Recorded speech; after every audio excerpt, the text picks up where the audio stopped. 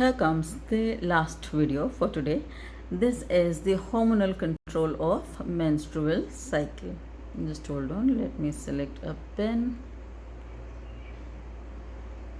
Orange is okay.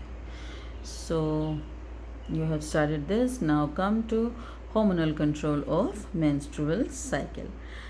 Children, you can see that again I have started with low level of progesterone. This is a kind of flow chart, and this will be helping you much in understanding when progesterone is high, what does it do, when progesterone is low, what does it do, what are the other hormones and their impacts on menstrual cycle. So we will be moving sequentially. That since we began with the first phase, which was having low level of progesterone, so critically low level of progesterone will lead to shedding of endometrium, right? This is the first impact, that when progesterone level goes critically down, the endometrium will not be able to sustain and it will be shed off. You call it menstrual phase or bleeding phase, right children? Now this low level of progesterone sends a positive feedback. Now FB here is feedback minded, right? Then low level of progesterone, now this low level will send a positive feedback to hypothalamus. We have already discussed that hypothalamus and pituitary, this is a connected body, and you call it hypothalamo-hypophyseal complex, right?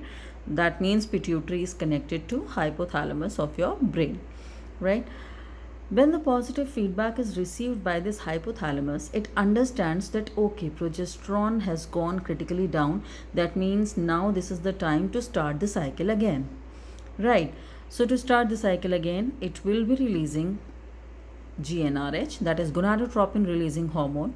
This is an instruction which is given to anterior lobe of pituitary, because pituitary is responsible for secretion of GTH, but this is the case only when instruction would be coming from hypothalamus in the form of gonadotropin releasing hormone, right? So GnRH is released, leading to the secretion of GTH from anterior pituitary.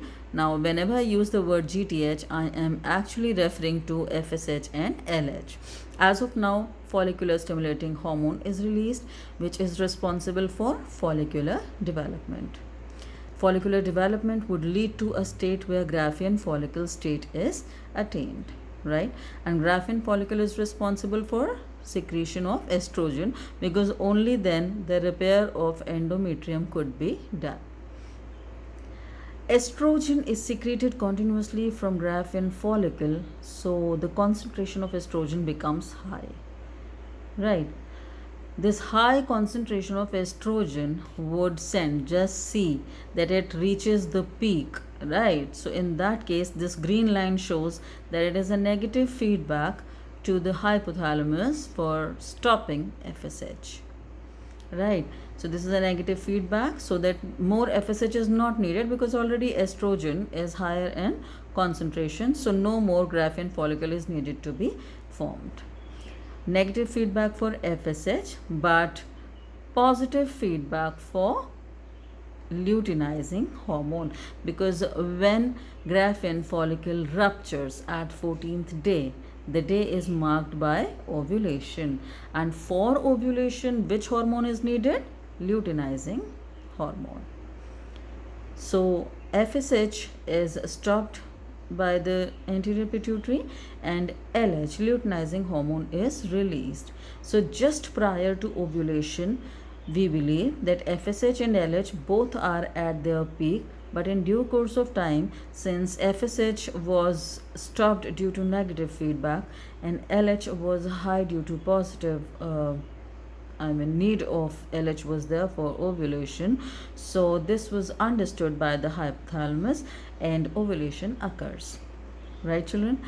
Must understand, LH would be sustaining, ovulation occurs and Graafian follicle converts into corpus luteum, right? And corpus luteum releases progesterone. This is a simple thing that we know, that corpus luteum secretes progesterone. Initially the progesterone concentration would become high.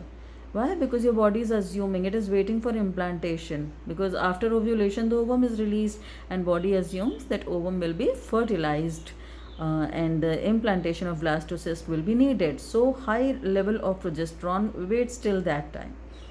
But once the body realizes that there is no fertilization and at that time high level of progesterone is not needed, this corpus luteum degenerates. And when it degenerates, the progesterone level goes down. So low level of progesterone will again start the menstrual cycle there. Right, children, this is how the hormonal status has to be explained. This diagram, during explanation I have messed it up, I know, but initially when I started it was a clean diagram. You can copy it down for your later purposes because it is nowhere given in the book in this form. I have converted it into the flowchart form. In the book it is given in the theoretical form there. Right, so just for a quick revision or quick backup, you can draw this diagram. Draw the one in the beginning of the video that you see a clear one, right children? So here your hormonal control ends. Thank you.